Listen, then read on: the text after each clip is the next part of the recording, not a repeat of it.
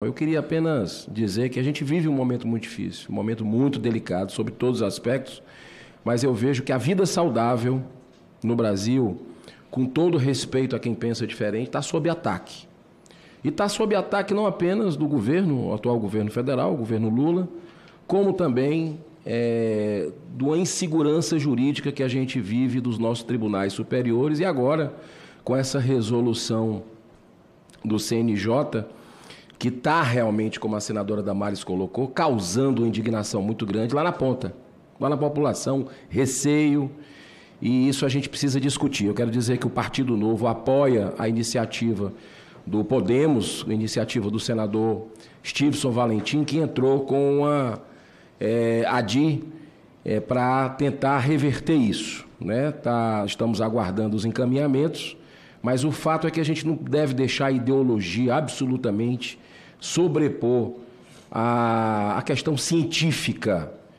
E quando a gente vê o governo iniciando, acabando com a Senapred ali, transformando num departamento, um órgão tão importante de prevenção às drogas, isso dá uma angústia muito grande no caráter de resgate humanitário das pessoas. Mas vamos continuar o nosso trabalho. Eu fiz aqui, junto com a equipe, algumas perguntas. Eu quero começar pela doutora Maria Dilma Teodoro, da Associação Brasileira de Psiquiatria, que é o seguinte: o Conselho Federal de Medicina apoiou manifestação contra a resolução do Conselho Nacional de Justiça número 487. Além do CFM, a Associação Brasileira de Psiquiatria, a Associação Médica Brasileira, Federação Nacional dos Médicos, Federação Médica Brasileira, bem como o Conselho Regional de Medicina do Estado de São Paulo, emitiram notas em que repudiaram a, no mínimo, imprudente iniciativa do CNJ.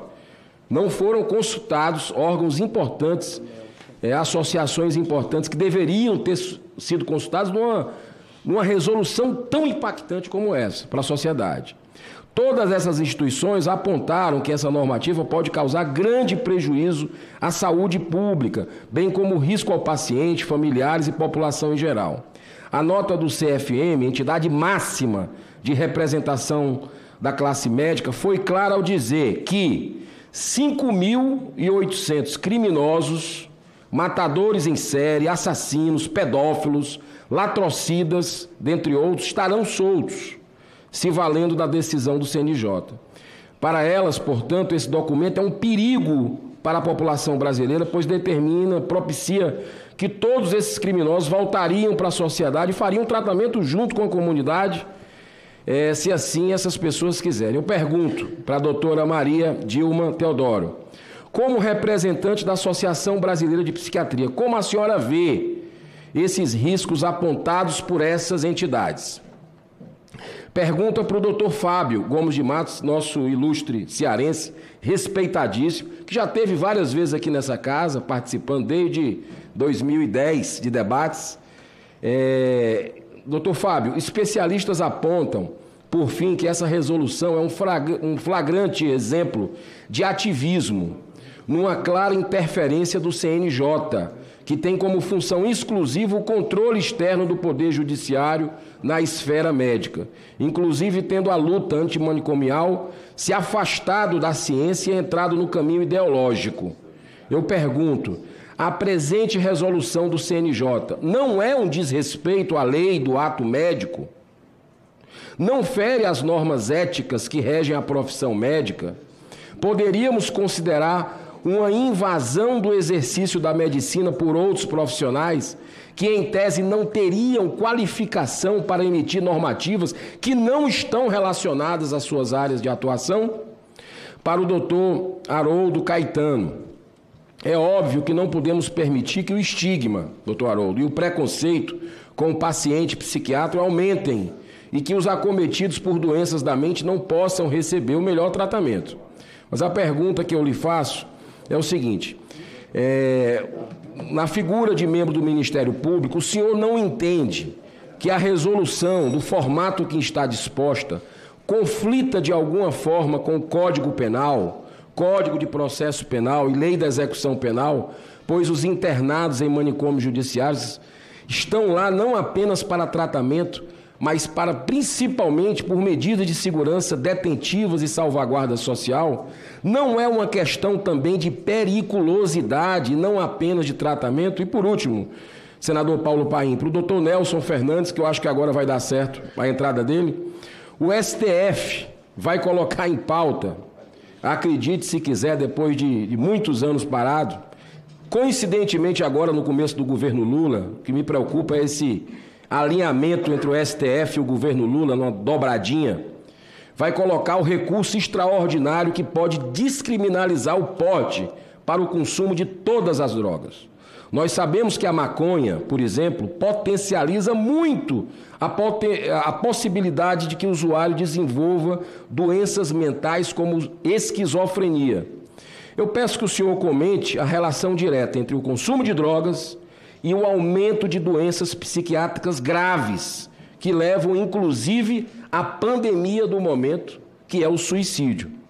Quantos hospitais psiquiátricos filantrópicos e quantos leitos de internação existem atualmente no Brasil? Uma pergunta direta. E, por último, qual a relação leito por 1.000 habitantes preconizadas e qual este índice atualmente no Brasil? Primeiro, faço um registro necessário e interessante de que a bancada do Ceará se faz presente, né? O senador Girão, o deputado Célio, veio prestigiar essa audiência pública no Senado, e o doutor Fábio Gomes, que também acompanha a mesa. Por que eu faço esse registro?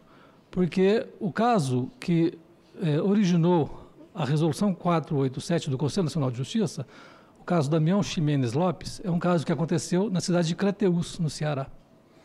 Então, é importante que o Estado do Ceará, de fato, observe com cuidado a implementação desta resolução, porque a condenação que o Brasil sofreu na Corte Interamericana de Direitos Humanos surge dali, de um fato ocorrido na terra dos senhores, das senhoras, da senhora. A senhora não é do Ceará. A senhora falou que a senhora é do interior de qual estado mesmo, senadora Damares? Eu passei infância em Sergipe.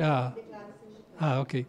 Mas, enfim, o Ceará, de fato, está nessa discussão desde um primeiro momento, né? E é interessante que o Ceará também ofereça uma resposta à altura da responsabilidade que o Estado do Ceará, particularmente fazendo aqui esse recorte no plano nacional, porque o caso emblemático que deu origem à resolução, insisto, é um caso que aconteceu no Estado do Ceará, senador Girão.